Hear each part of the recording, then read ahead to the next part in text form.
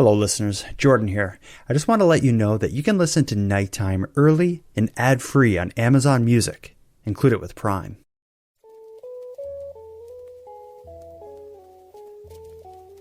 You are listening to Keep Canada Weird, a weekly weird news roundup by the Nighttime Podcast.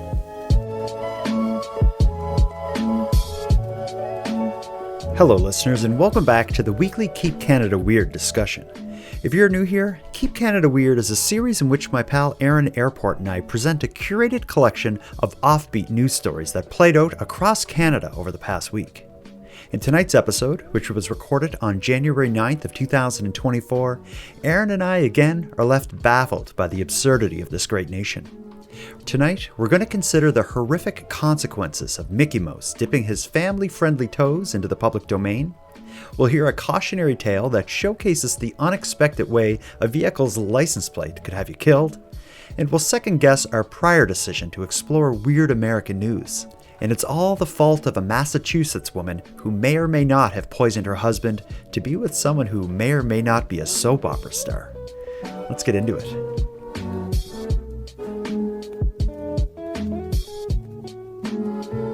Handsome Aaron Airport. It's that time of the week, buddy. We're here for one reason only. It's not to talk about your week.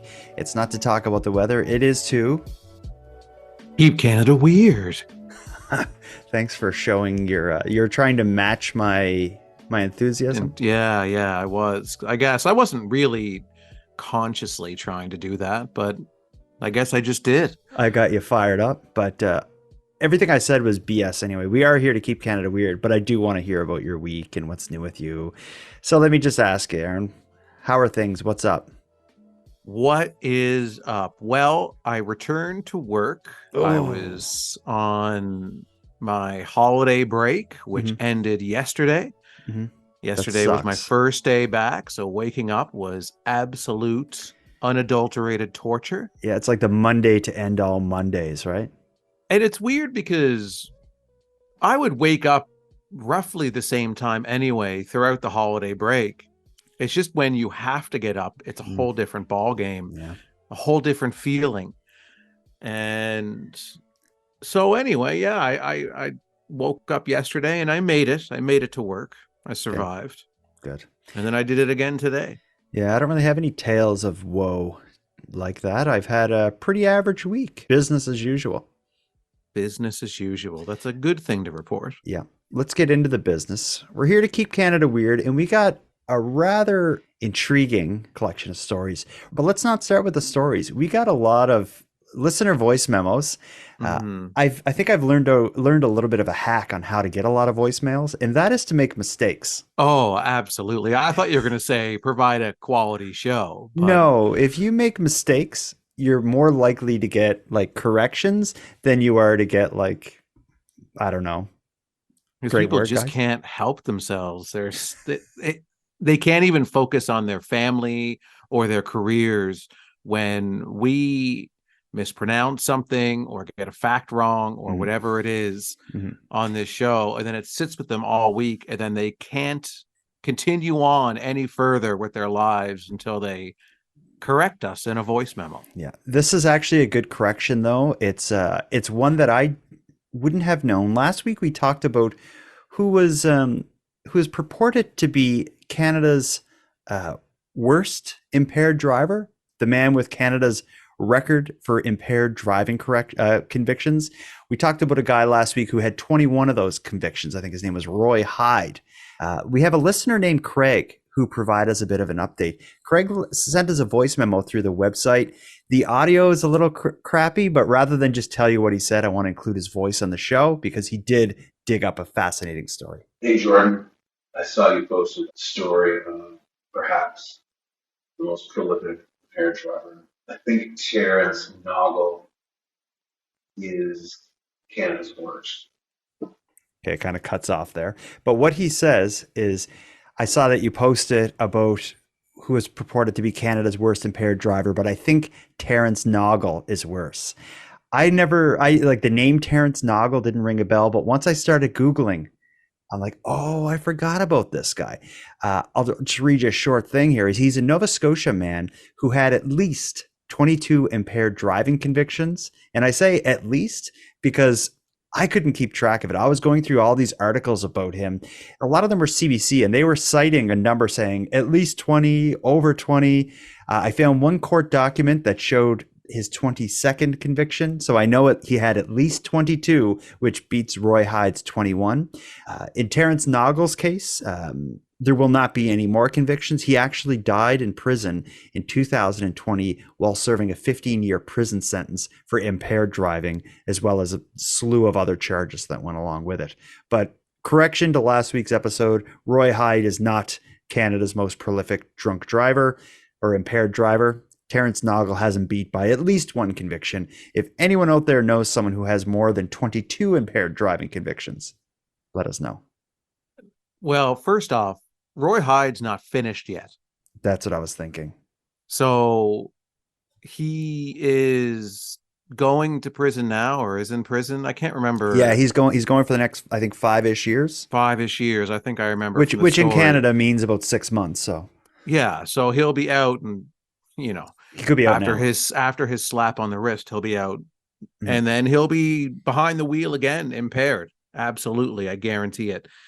And also, we should clarify, we're on the borderline here of probably being misinterpreted as celebrating this. We absolutely are not. Oh, yeah. Let's make that clear. So we want to make that distinction that we're not encouraging or celebrating these records of impaired driving. Just something that we're talking about on the show. We do not support that type of behavior. Certainly. Far from support it. We frown upon it. It is not a record that anyone wants to have. For me, it's, again, I said this last week, it says more about our criminal justice system than it does about the prolific drunk drivers or impaired drivers or whatever. The fact that someone can continue to make, to put people's lives at risk, it's mind-boggling. But anyway, let's move on. I just wanted to get that correction right up front. We're not perfect. No. Some closer to perfection than others, but well, up to the two of us. Yeah. Okay. I'll just leave it at that. Me too. Let the listening audience decide for themselves emotionally. And if they want to leave a voicemail to say who they think is closer to perfection, you or I, we'll entertain that. Okay. We'll see where that goes. Let's get into it here. I have other voice memos that maybe include corrections. We'll get to them throughout the episode, but let's move on to a story that I'm dying to get into with you. And that is the story of Mickey Mouse entering the public domain in the Steamboat Willie form. Are you you're not really a Disney head as far as I know. Have you been to Disney World? I haven't been to Disney World, but I'm quite familiar with all of their products. Okay, you know who Mickey Mouse is, obviously. I'm aware of Mickey Mouse, and I'm aware of Steamboat Willie, I think his name is. Is that? Yeah, I wasn't aware of Steamboat Willie. Steamboat Willie was a short that came out, like a short animated piece that came out in 1928 by Disney, and it had the first appearance of Mickey Mouse, although he looks a little bit different than what we know as modern day Mickey Mouse. The biggest difference is the Steamboat Willie version of Mickey Mouse. His ears aren't as big and as prominent as current day Mickey Mouse. He has solid, I think, black eyes rather than pupils, which gives him a little bit of a different look. And he's not wearing the gloves and kind of the trademark shorts that modern day Mickey Mouse is wearing. What kind of happened was he first appeared in Steamboat Willie, and over the years he's been kind of modernized, and his look has been changed. And with every kind of change in appearance, the copyright for that particular image or that version of him kind of starts anew. But long story short is, as of January 1st, 2024, the 1928 short film Steamboat Willie and the Mickey Mouse that it contains has entered the public domain, which means there is no copyright associated with it. You can use it for whatever the heck you want to use it for. So get ready, pornography industry. Well, the day you've been waiting for is here. I'm sure it's coming, but that's not why we're talking about it.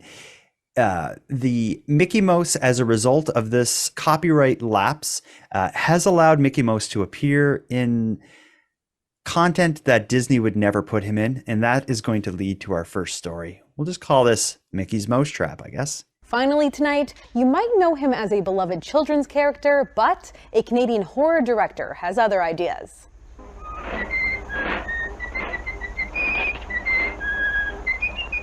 The Steamboat Willie version of Mickey Mouse entered the public domain in the new year, and already a trailer has been released for a slasher film called Mickey's Mousetrap. It's partly inspired by a Winnie the Pooh-inspired horror movie released last year after the beloved bear entered the public domain. Director Jamie Bailey, who's originally from Cape Breton but now lives in Toronto, says the horror genre is the perfect way to reimagine these characters.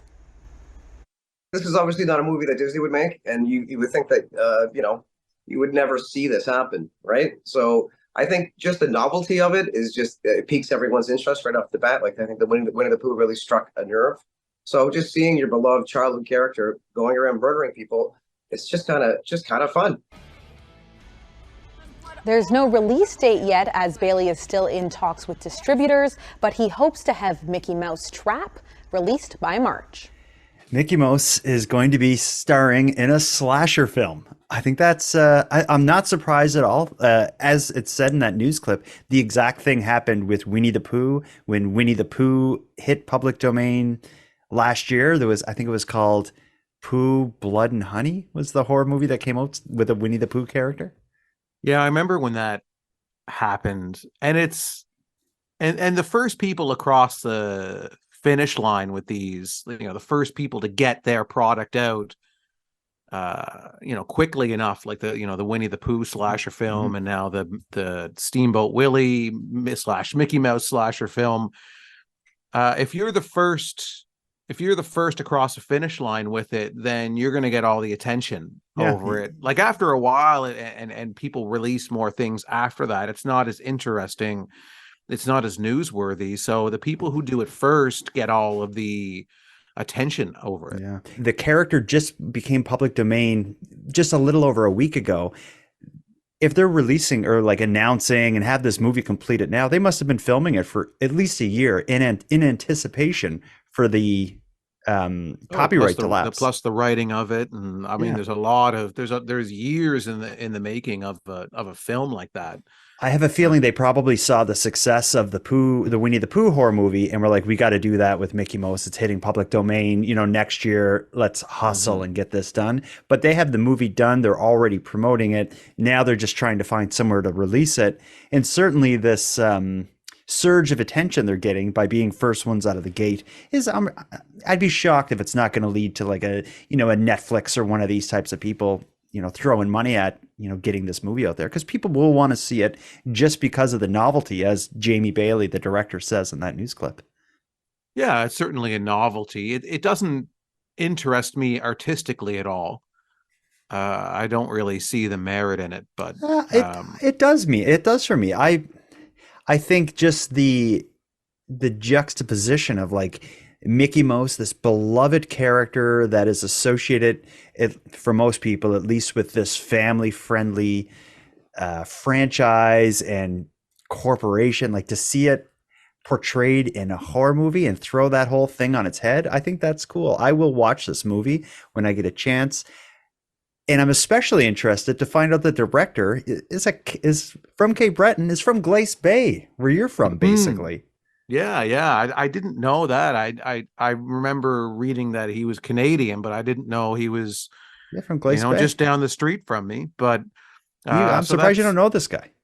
I don't know this guy. No, I know. Once I heard he was from Cape Breton, I'm like, I don't recognize the name at all. But what I'm going to be interested to see, what I'm mostly interested in with pieces like this, is at what point do they does someone accidentally cross the line in terms of infringing on the current copyright images that Disney would have ownership over? So when you look at Steamboat Willie and the pictures, it would be a very fine line that you would have to walk to make sure that you're not accidentally infringing on any of the current copyrights. Yeah, and it's more than infringing. It's if you even get close, Disney is going to come after you. Like this version of Mickey entering the public domain is something that Disney has been fighting viciously against for years in the United States. It's Steamboat Willie has been close to entering the public domain many times since 1928 when it was put out. But most recently, there was, and this is talking about U.S. law, there's something passed in the United States in 1998 called the Copyright Term Extension Act, which was released just before this would have hit the public domain back in 98. This bill was passed, and because of that, people call it the Mickey Mouse Protection Act. That's like what people call this bill, because it was passed and advocated for by Disney. They did something similar in the 70s as well to try to prevent this from happening.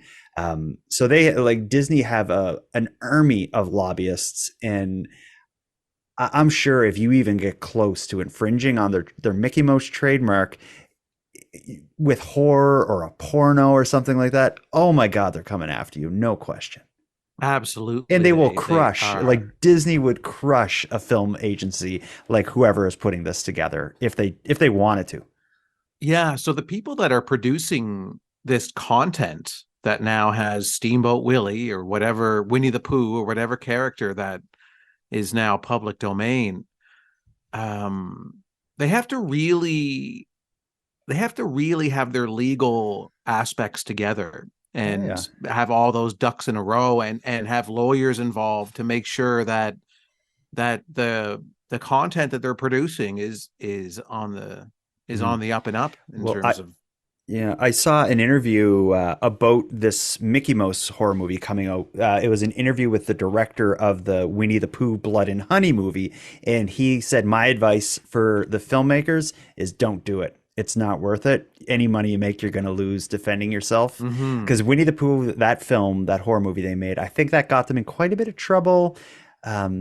One of the things that got some bad press was, I guess, an elementary school teacher didn't realize it was a horror movie and played it for their class. I think they only got a little bit of the way into it and had to stop it. But, you know, it's not uncommon that teachers will play a movie on like a slow Friday or before a holiday or something like that. I guess they put on Winnie the Pooh Blood and Honey, not realizing it was a slasher. They probably should have realized when the word blood was in the title. Is Eeyore okay? I think it's interesting, though, this whole thing with content entering the public domain, especially when it's something as, as visible and recognizable as Mickey Mouse. That's a big deal. It is a big deal, and it's the novelty of a children's entertainment character performing violent acts and just. Yeah, I don't know. It doesn't interest me much, but obviously there's enough interest out there for people to do this. So yeah, certainly. Yeah, we'll see what happens. Let's play another voice memo, then get to the next story. This isn't a correction, but it's another layer to the DoorDash crash we heard about last week. You remember we talked about the Dasher slamming into the house, $50 to $1,000 of damage.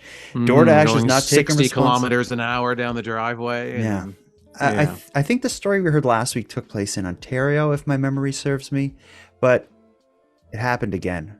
I think prior, actually, and it happened just in your backyard. We received a call from Terry in Cape Breton from Sydney.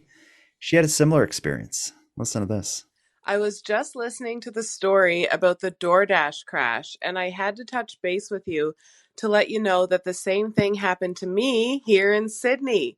It wasn't my garage, it was my car, which was parked on the street in front of my house, and my neighbor ordered DoorDash, and the Dasher who dropped the food off backed out of their driveway and right into my car, damaging the whole driver's side.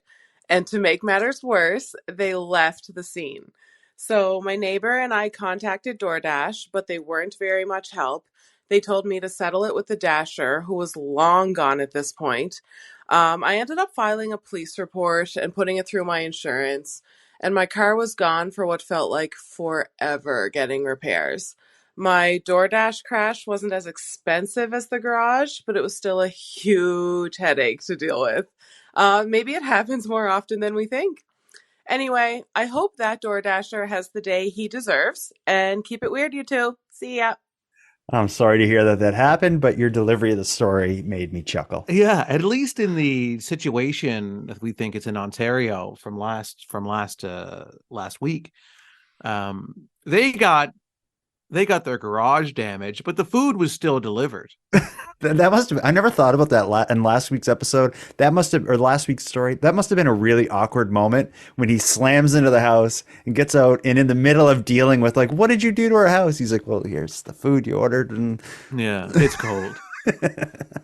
It's all spilt. She doesn't get anything out of it. He just backs out of her neighbor's place and hits her car. That sucks. And then to leave, there's no way you don't. He probably had other things to deliver, and that's why he left. Because, whenever I hear of people backing into something and driving off, I'm like, BS, you didn't know you hit something. Yeah, I remember at one point in time, I was driving with my mother. She was backing out of a driveway, and there was a car parked on the other side of the street. And she had backed into the car on the other side of the street accidentally. And I was like, oh. And then she's like, what do I do? And I'm like, well, what do you mean? She's like, well, I'm just gonna leave. And I was like, and then she was like looking at me, like realizing that if I wasn't in the car, she would have just left. God. But then she realized that she had, because I was with her, she had to go up and say something. Either kill you and leave or say something. She had a witness. Yeah, that's right. Terry, I'm so sorry to hear that this happened. I get it's the insurance will cover it and all that stuff. But it's such a pain in the butt. I bet you the insurance probably made her get like quotes from 2 different places. She had to deal with picking up a rental car. It's winter, and the rental car probably didn't have winter tires. And yeah, it sucks when someone messes with your car and leaves, and it's a DoorDasher. And then you listen to a podcast and it's happening somewhere else. That sucks. Yeah, it does. It does. You know what else sucks? When your license plate almost gets you killed. Yeah. It's never happened to me, but I'm sure it's happened to many people. This next story we're going to get into is a roller coaster. I never knew that I had to be careful of the license plate on my car, and that my license plate or the license plate on my car could lead to me being shot and killed by police. Okay. We'll tell this in kind of via two separate stories, but in short, a series of news pieces coming out of Alberta serve as a powerful cautionary tale. I've heard of license plates being stolen, like having a license plate stolen off your car. I never really understood why someone would do that, but I understand the concept of people are stealing license plates, but I never heard about license plates that are stolen being put on someone else's car. And that's what got in the news in Alberta. Listen to this story, and then we'll talk about it a bit more. This security device is meant to catch any suspicious activity, but unfortunately, it wasn't recording when Emanuela Anye needed it to catch a criminal on camera. I was shocked. I was taken aback. Anye says she was out shopping last Friday when she happened to glance at her license plate. She didn't recognize the 7 red digits because they weren't hers. She immediately went to police. They said the vehicle was stolen the week prior, so it's been reported stolen for a while. So I bet they've been driving with my plates for a while as well. She heard about other plates being stolen around the Evanston neighborhood through an app called Nextdoor, and it was the comments that shook her more than the swap. Very scary, because I heard in the comments people have been pulled over at gunpoint, and I'm just glad that didn't happen to me, but it could have been very scary. Dominic Shamoun with AMA says the company works closely with police and knows this is an issue of concern. He says unknowingly driving with a stolen plate can create a potential encounter with law enforcement. When they see a vehicle that has a license plate that's been reported as stolen, they have to think that vehicle itself is probably stolen, and they have to approach those incidents with an increased level of caution. Anye says the camera outside her home is now recording, and she's taking the necessary precautions. At least it was just $28 and on my life. But yeah, just checking my plates regularly, checking Nextdoor app regularly. So it's getting interesting here. So just to give some more context, that news clip we just heard is telling the story of a December 29th interaction. It's just a little over a week ago, or a December 29th incident is when this happened to Miss Anye. She's going to a grocery store or whatever it is. Coming out, she realizes the license plate on her car does not look familiar. I don't think I would notice it in my case if the wrong plate was on my car. I never look at my license plate. I couldn't even tell you right now what my license plate is. Number. No, me either. I got a new one somewhat recently, like maybe about 7 or 8 months ago. Mm-hmm. And yeah, I can never remember it. Even the one I had before that, I could never remember. So, and it's not something I notice it, but I don't. I think I probably would notice if it was very different. Yeah, certainly if it was a different province or something. But anyway, she noticed it and she went to the police to say, this is what's going on. They told her and they've informed her that the plate that was on her car was registered or associated with a vehicle that was reported as to be stolen. And it seems like she got lucky because, as you heard in that news clip, if police had have run her tags or something, they maybe thought the vehicle was stolen and there could have been a bad incident. So that news clip that we just heard from a December 29th incident was being broadcast almost to tell people like, this can happen and it can be a concern, watch out, about the plate on your car. But here's where it gets interesting. Just 3 days later, on January 2nd, also in Calgary, where Miss Anye is, it happened again, and kind of the situation she was trying to warn us about is what happened to another man named Trevor Manty, who was driving with his teenage daughter. Listen to his story from only 3 days later. Terrifying situation, like unbelievably terrifying. Nerves still rattled, Trevor Manty hasn't slept in days since a trip to see his parents in central Alberta with his teenage daughter took a sudden turn on a secondary highway near Sylvan Lake. I don't know where there was a spike strip yanked across the highway in front of us and hammered on the brakes. I stopped about, 2 or 3 feet just before it and didn't pop my tires, so got lucky there. But looked to my right and there was a police officer out that window with a gun drawn on me and my daughter, telling us to put our hands in the air, and we had no idea what was going on. This was traumatizing. Manty and his daughter say they were handcuffed, forced to lie on the ground while they were patted down and told they were under arrest for possession of stolen property. There was dogs, there was guns, there was cops everywhere. They closed off the whole highway. I don't know if you guys have ever had a gun pointed on you, but it's not a great feeling. But after a few minutes, it became clear. My hand's up on the driver's side of my truck, and as I got to the back of my truck, I looked over and said, "That's not my license plate." Manty believes his legal plate was swapped with one from a stolen vehicle. The situation quickly diffused, and after a trip to the registry office, the Mantys were released without charges and back on their way, reeling from the experience. This can't happen to people. If my daughter was driving, there's a good possibility we could have been on the roof in the ditch. Pulled a spike strip out on a potentially stolen vehicle and pointed a gun at a 15-year-old girl. But RCMP say the reaction to situations like this are warranted when criminals are behind the wheel. Stolen vehicles, as you know, often fail to stop for us, and we're trying to stop dangerous driving, dangerous pursuits from taking place that might risk other users of the road and the public. Trevor Manty is now checking his plates before he gets in his vehicle, and he's warning others to do the same. That could have ended badly, eh? Oh, it did end badly. Yeah, it could have ended worse. I guess it could have been worse. Someone could have been shot or whatever. Well, could have happened there. But it reminds me a bit of the whole swatting thing. Like when you like call in like a fake threat to the police to get the SWAT team to show up at somebody's house, you've heard of swatting, I'm sure, but it's just like, if you're this guy driving your car, you have no idea that you have a weird plate and they think your vehicle's stolen. The police pull you over with guns drawn. You're going to be so confused and weird about the whole thing that you're going to probably look a little nuts when you get out of your car anyway, when they pull you over. Like you just would be reacting to it weird. It only takes one bad move or one weird thing that you do and a cop can shoot their gun at you. Or the whole thing where they threw out the that spike belt thing across the road. If he had have hit that, who knows what would have happened? 'Cause it's not like you just slowly roll to a stop after that.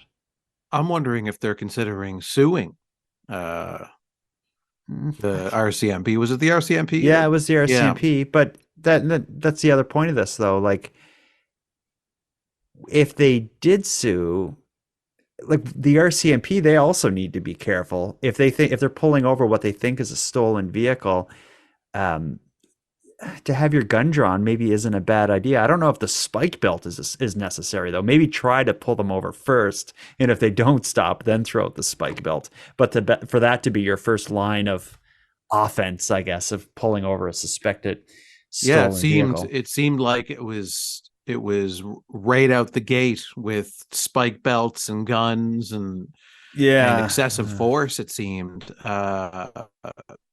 So to me, that sounds extreme, but I don't know the exact protocols. But I'm wondering, like, when they ran the plates before they, once they determined that vehicle was potentially stolen. Yeah, like they saw the plate, and they put it in some car that came up. Yeah, like they have computers or whatever in their car, or they put it in their database or whatever, and they run the plates, and it's like, 2014 Honda Civic or whatever the car was.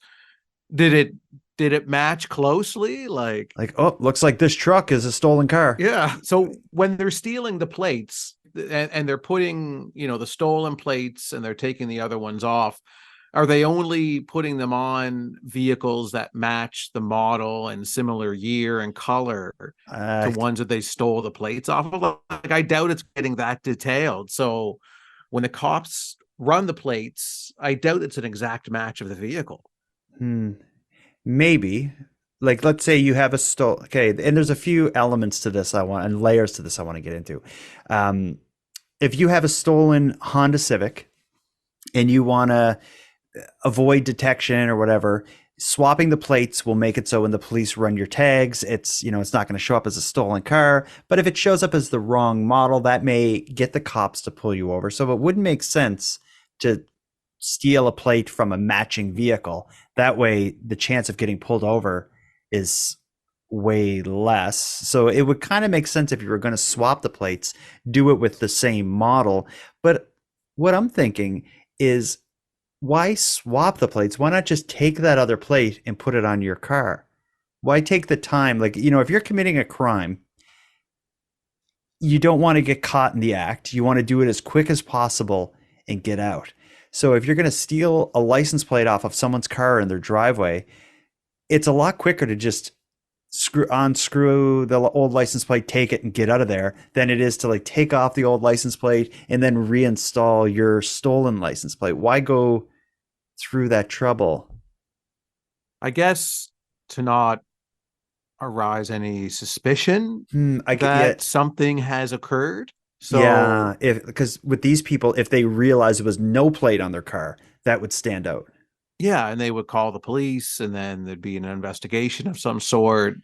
So that's going to get so it does buy them a lot more time. Yeah, I guess you're right. If you swap if you just steal their plate, maybe you get 1 day of use out of it. If you swap the plates, you could get a week, you could get 2 weeks. I'd never notice. I'm sure. You could get a month. I don't know, but it's definitely going to buy you a lot more time than it is if you didn't replace the plate. Okay, that makes more sense. When I was first reading this, I'm thinking like, why would they be doing that? But yeah, as we talked it out, you convinced me that that's the way to go.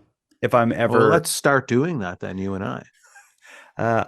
I'm too busy to steal a car. You're too busy. Oh, sorry. And I love my car. I don't want to waste your time. No, I have a great car, and I wouldn't want another one. Yeah. It may seem weird to say, but I'm defensive about my car because my car, for all intents and purposes, is a piece of crap. But I love the car, and I will never replace it unless it absolutely dies on the side of the road, which someday it may. Well, it sounds like we've decided who's closer to perfection now. We don't need the listeners to weigh in on this. You've announced you have a great car. Yeah. You've announced that you are as close to perfection as a human being can get. Long story short, your license plate can get you killed. If you live in Calgary, maybe take a look at your license plate, because 2 stories in the news about stolen plates, at least one of them ending in police almost shooting a teenage girl and her dad, related to stolen license plates. Yeah, just take a look at it. Keep an eye out. Before we have a short break, let's hear another voice memo from a listener. You remember last week we talked about thousands of dollars of stolen butter and that product called GHEE. Yeah, ghee. We called out to listeners saying, if you have any idea, if you know anything about baking, maybe you have a better theory on what's going on with this stolen butter. We did receive some information. This is Sarah's stolen butter theory. Hey, Jordan and Aaron, it's Sarah from Georgia. And just listen to the episode about the butter thieves, and my best guess is it's a bakery. You know, I made the butter tarts after that butter tart thief last year, and to make a dozen butter tarts, it's, I think 2 sticks of butter is what I used. But I'm thinking, like, if I bake a cake that requires icing, I usually use about 4 or 5 sticks of butter. So if I was a bakery, I mean, think about how many cakes and butter tarts they might make a day. That could end up being a lot of butter. So it would be very worthwhile for a bakery to steal the butter. Anyway, hope you guys Happy New Year and keep Canada weird. Bye. What was playing in the background? Yeah, that's what I was going to say. She has some odd, it sounded like yodeling. Yeah. And I could also hear in the background, like kind of like a slapping thing. In my mind, she is like kneading dough. Yeah. With yodel music playing in the background somewhere in Arizona. She's making strudel. She makes a good point though. If you're going to start looking for stolen butter, who uses more butter than a bakery? I agree. That's an interesting idea. However, imagine a bakery stealing from a local grocery store to get their butter and then getting caught. And then being the bakery that steals butter. Like, how do you even function as a business after that? Yeah, it's tough. It's a real like Hail Mary move. If maybe saving the bakery that's going out of business because, I don't know, Walmart is selling baked goods for cheaper than you can possibly put them out. So you're going into Walmarts and similar places, stealing butter so you can cut costs. I don't know. Times are tough. Like the price of material is skyrocketing. You got to go to a restaurant nowadays. It's not even even kind of like a family restaurant, like a middle of the road restaurant. You pay like $24 for a meal each, where I feel like just 7 years ago, you'd be paying like $14 each. Like the price of everything has skyrocketed. Yeah. And apparently butter is at the top of the list. I don't know. I agree with her. I think an investigation into this case would be wrong not to include knocking on the doors of some local bakeries. Saying, you mind if we come look around in here? It's worth a knock. I do agree. I don't believe it was a local bakery. However, it's worth a knock. You never know. Maybe it was a rogue employee of a local bakery. So maybe their boss was complaining like, oh, our expenses are really rising. Our profits are lowering because butter is so expensive. And this employee really wanted to look good in the eyes of their employer. So they took it upon themselves to go and steal the $1,000 worth of butter and be like, here, I made this butter myself. You can hear. It could have been one of those situations like, it's I've owned this. It's a family bakery. It's been in business for 50 years. The employee who loves their job hears the owner of the bakery talking to his wife or something like, I think it's time we sell the bakery, honey. It's just not what it used to be. We're making pennies on the cinnamon rolls, and this is their way of saving the farm, so to speak. I don't know. Yeah, maybe. I think we should cast suspicion on all bakers in that area and arrest them first and then find the truth later.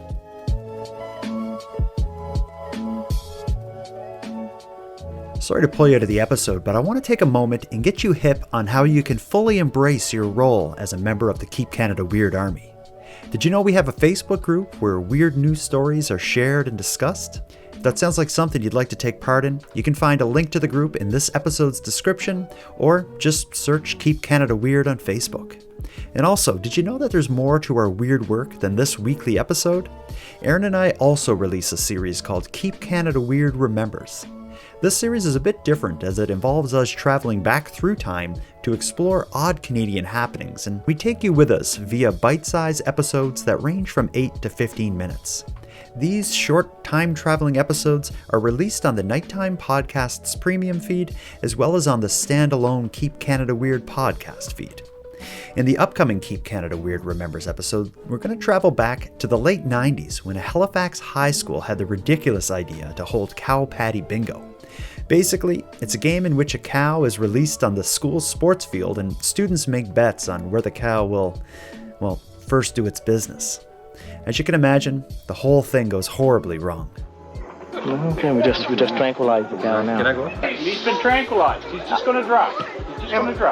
The story of Charles P. Allen's cow patty bingo chaos will be released shortly on the Nighttime Podcast premium feed and the Keep Canada Weird podcast feed. I hope you check it out. Let's get back to the episode.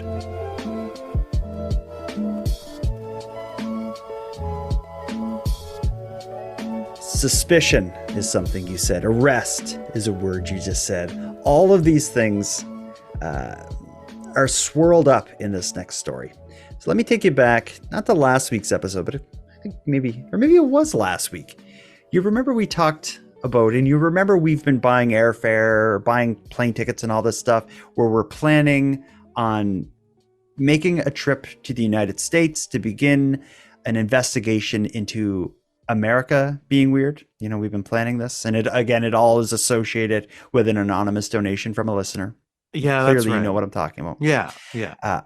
The reaction to that has been mixed. There has been listeners who say, yes, this is great news. You can finally investigate stories in America, which is a crazy place, and, you know, it's going to be fascinating to listen to.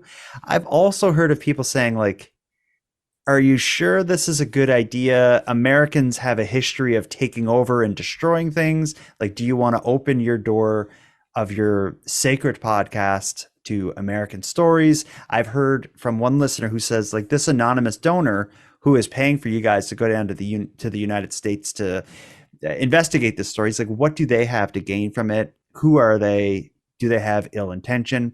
And that just led me to, like, you know, I have all these thoughts, like, is this the right thing for you and I to do? Is it safe for you and I to go down there?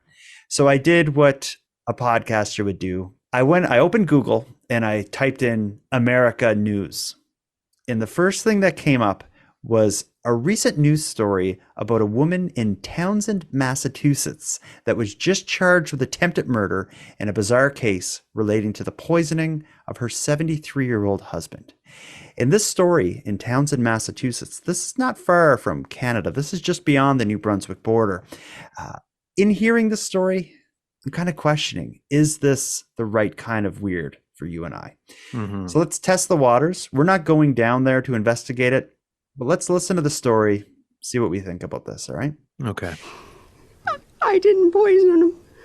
As she stood in the doorway of the house on Ash Street, where she's under investigation for feeding her husband poisoned soup in early December, Roxanne Doucette tearfully denied it.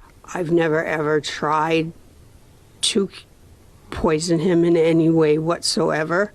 I love him very, very much, and I would never try to kill anyone. She claims the soup was simply old, but things took a bizarre turn hours later when she called 911 and her 73-year-old husband Paul was rushed to the hospital. That's where the couple was met by their daughter, who was suspicious and began to examine her mom's phone. According to court documents, there are messages on that phone from a scammer claiming to be a soap opera star who wanted to hook up with her, with one message saying, quote, "You have to get rid of your husband, honey. I need you so much." It was a scam. But court documents say she eventually wrote back, quote, making an amazing soup, special potion. Maybe I could collect life insurance. Her 73-year-old husband was barely conscious when first taken to the hospital, but survived. And while acknowledging it's the talk of the Townsend police chief is urging against any rush to judgment. I just tell everybody to just kind of take a step back, take a deep breath, think things through before you spread things or before you think you know what's going on. Sometimes it's a little bit more complex than it seems. A limited toxicology test on Paul Doucette came back negative, but Roxanne is now under court order to stay away from him. I just want him to come home. I just love him so much. America does have a unique flavor of weirdness, Aaron. Yeah, flavor is the key word here. That just came out accidentally. Yeah. Where do you start with that? Well, this story could have started and finished with one simple act that this woman could have done. So when you start engaging with someone online, and they're claiming to be a soap opera star who wants to hook up with you, before you make any rash decisions or rush to any judgments or start making any drastic changes in your life, look in the mirror and ask yourself, would a soap opera star have sex with me? And if the answer is no, then don't poison your husband. Yeah, that would have stopped it. There's certainly more to this story. If if this is all going on, the 73-year-old father's sick in the hospital and the mom's there. If the daughter's instinct is to go through mom's phone to see what's going on, there's a lot more to this, certainly. Yeah, and the cop kind of alludes to that at the end. This story had started long before this alleged soup poisoning. Yeah. And then the other thing is, it turns out it doesn't even seem to be poisoned. Like, he was sick to the point of going to the hospital, but the toxicology results or whatever didn't show any illicit substance in his body. And she just claims, I don't think this came out in the news clip, but she claims in her defense that the soup was just really old. So he just had like intense food poisoning, I guess. But the police are probably trying to determine, like, no, she didn't use a poison, but did she serve him the soup knowing it was old and that it could potentially kill him?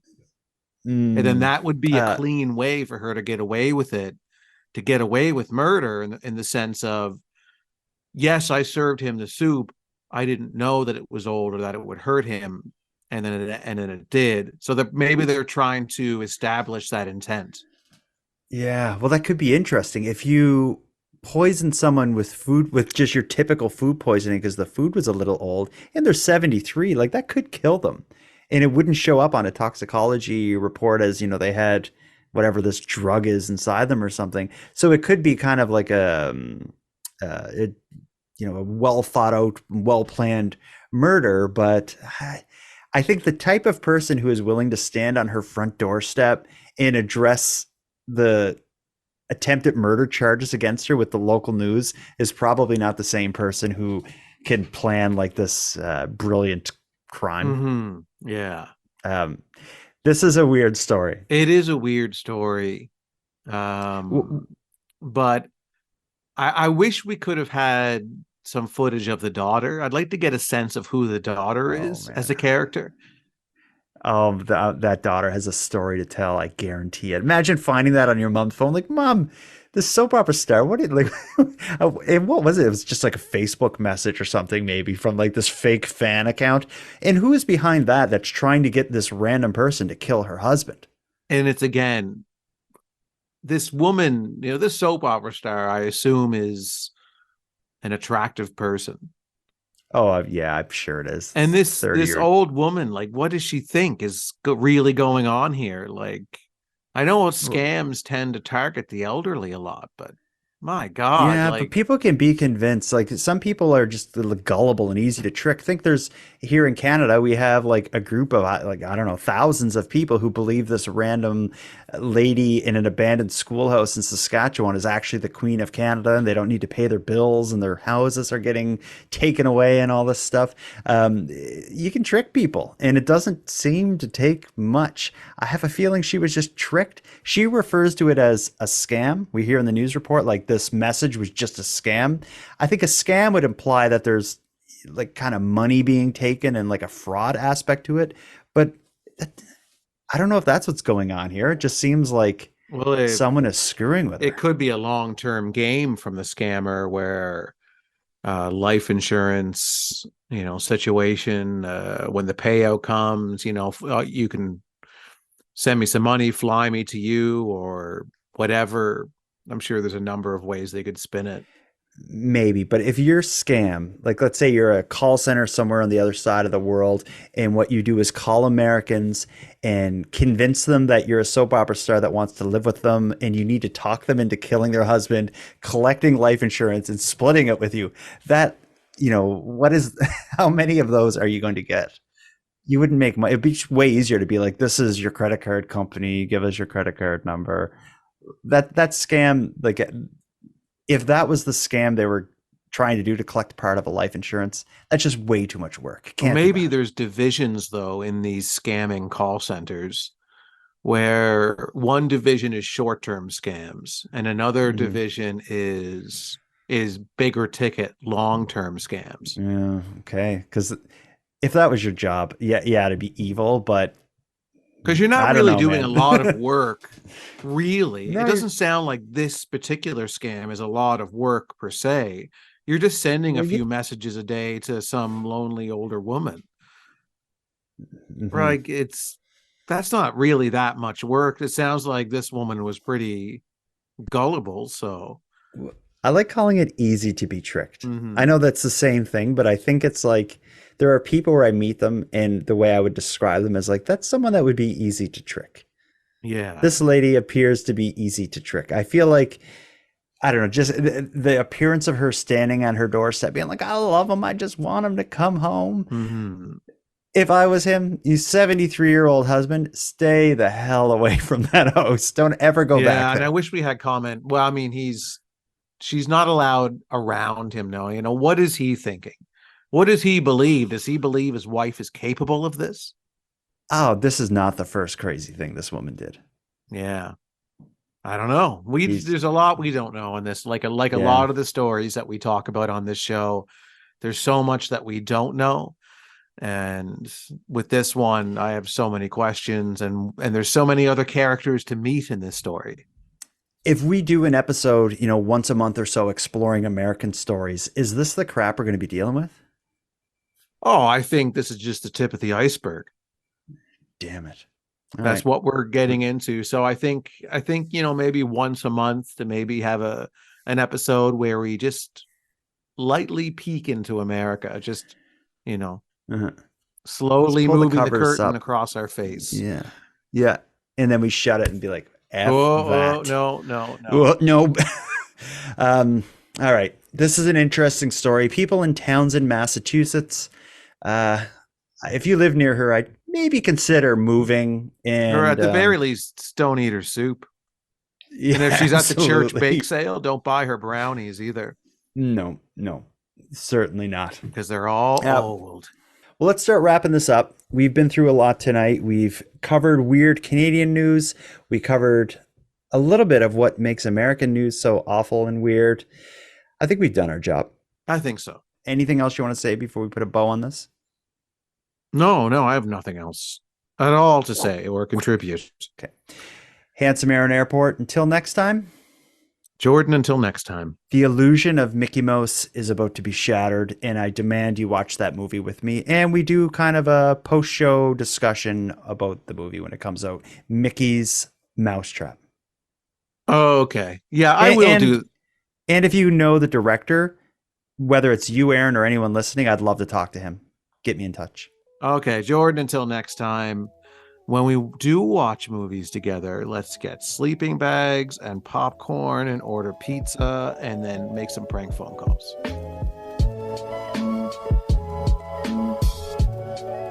I want to thank you for helping Aaron and I fulfill our mission to keep Canada weird, but let us also call out to you for even greater support.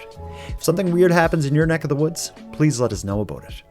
Or if you have any thoughts, feedback, opinions, or theories on any of the stories we discussed tonight, we want to hear about that too. The best way to reach us is via a voice memo sent at nighttimepodcast.com/contact. We're excited to hear from you. Now, before we part, let me end this with some thanks. First, a big thanks to Aaron for sharing another evening with me and with you, the listeners of Nighttime. A big shout out to the internet's favorite cult leader, Unicole, who provides this series' intro and outro voiceovers. And then lastly, but most importantly, a massive thank you goes out to each and every one of you listening to this show, as without your interest and your support, Nighttime would be as pointless as it would be impossible.